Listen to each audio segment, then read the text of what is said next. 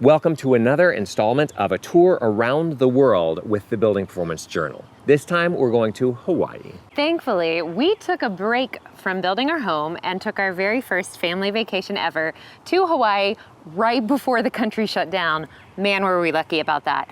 But when we were there, we actually got to meet up with an old friend we met on the Proof is Possible tour, home performance expert Blake Reid. Just because Hawaii is remote from everything and is beautiful and temperate doesn't mean that people there don't thirst after understanding the science of their homes. So let's hear what Blake has to say. First of all, we know you're a true local because you're standing without any shoes. We just walked over lava to get here. No thorny trees yet. No thorny trees. Tell us, there are some houses behind you here. Yeah. Tell us about houses in Hawaii. They're mostly pretty simple. I mean, a lot of them are just basic rectangles with big hats. So they get away with a lot of stuff just because the houses are really well protected. So you don't really need to worry too much about flashing or moisture transport. But a lot of houses here don't have like some sort of a heating or cooling system or dehumidification system, which means that no energy is being put into the houses. So they really respond very well to their environment. So if it's hot outside, it's hot inside. If it's cold outside, it's cold inside. And the moisture just keeps moving and doing what it needs to do. And that means that like you can have hot houses, you can have cold houses, you can have moldy houses.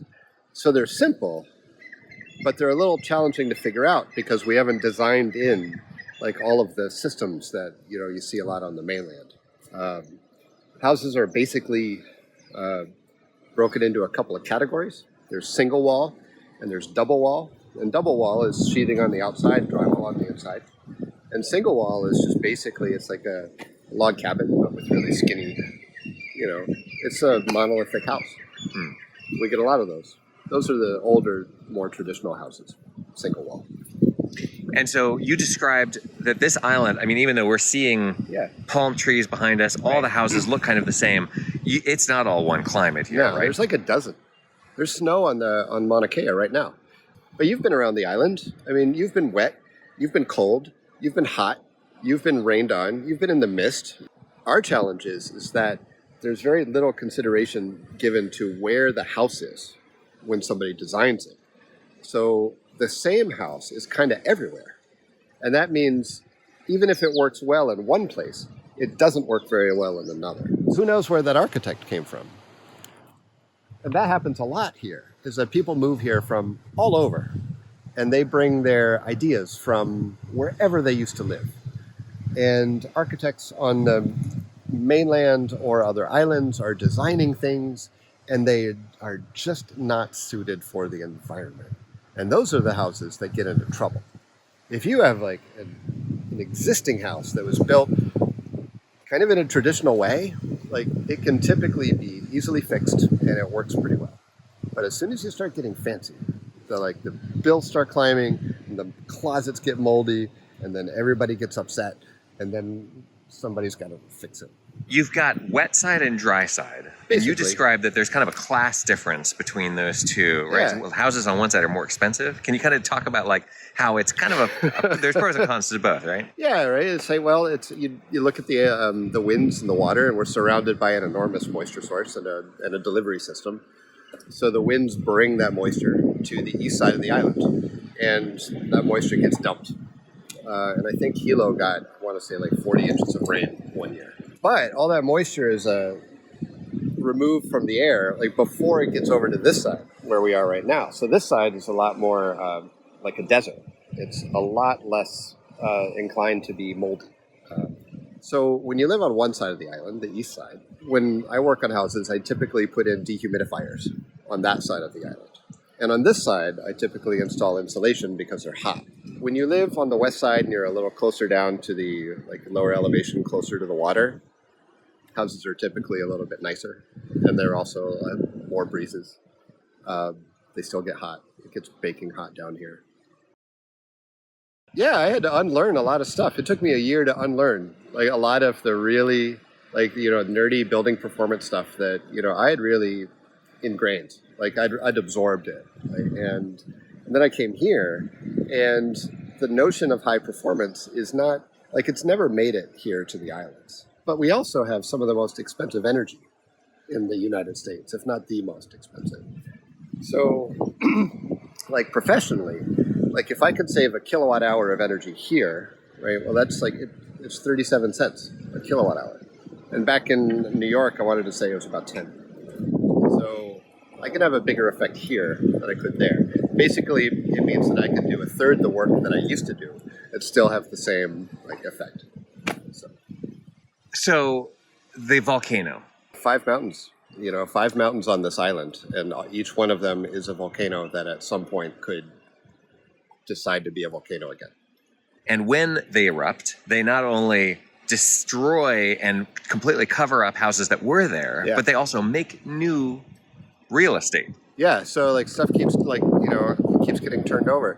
I was out on the lava fields once, and they just put a tiny house, like right there, out in the middle of nowhere, right? No trees.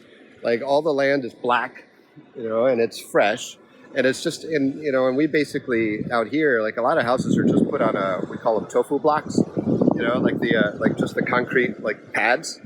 You don't need to dig a foundation or anything. You can build a house really quickly here, and it'll do just fine. So there's like fresh land. Somebody built a house on it.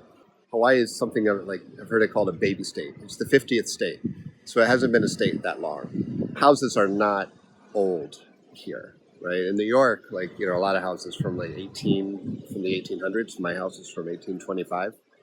I'm living in a 1980s house right now, so it feels really new. What's your model for business here? Oh, my business model. I've worked to just be helpful to the community. Like the energy code just came through, and I think we've just updated to the 2015 IECC. So I've been helping the Department of Public Works with that. We were on the 2006 one, so there was a long time when people weren't really thinking about energy, but we're thinking about it a lot more these days. And the consultant contractor model is like the thing that works here is that it's like everybody has a house and they're all different. It's not like in New York where all the houses were in the same climate, like it was cold. Like every house was cold in the winter, and people lived in their houses and they were cold. And the houses were all kind of built around the same time, right? Here, the house could be on one side of the island or the other, right? It could be a young family. It could be a retiree. It could be somebody who has just moved here from somewhere else, and they have really high expectations for how their house should perform, and their house just isn't doing what they want to do. I have somebody now with $1,000 a month electricity bill, so we get to go figure out why that's happening. So people typically need me when their houses are moldy, or they're too hot, or their bills are high. And when bills are high, they're really high. This is not abnormal to have bills that are that high. So people mostly just Google me and find me that way. And then word gets around eventually. But blower door testing's been done here since the 90s. I know somebody who's been doing it. There's some pretty fancy houses here that needed some serious performance testing. So there are people who have been doing this work. They're just not really pushing it forward very much. It's not part of their business model. They do other things. They're a builder, or they install air conditioning, or they carpenter. It's not mainly what they do. And that's the difference between me and them. It's this is mainly what I do. Well, thank you so much for sharing your brilliant insights. Nice beard. Nice beard you. Yeah, right? Nice beard you. It's much easier than shaving. So much easier. So when you're in Hawaii, you do what's easy, and that's the rule. So aloha to all of you. You can follow Blake at TERRAWATTHome.com. You should check out his blog. He talks a lot about the very unique, interesting stuff that goes on here with his work. You guys make sure that you're subscribed to Building Performance Journal. Tune in next time. Aloha.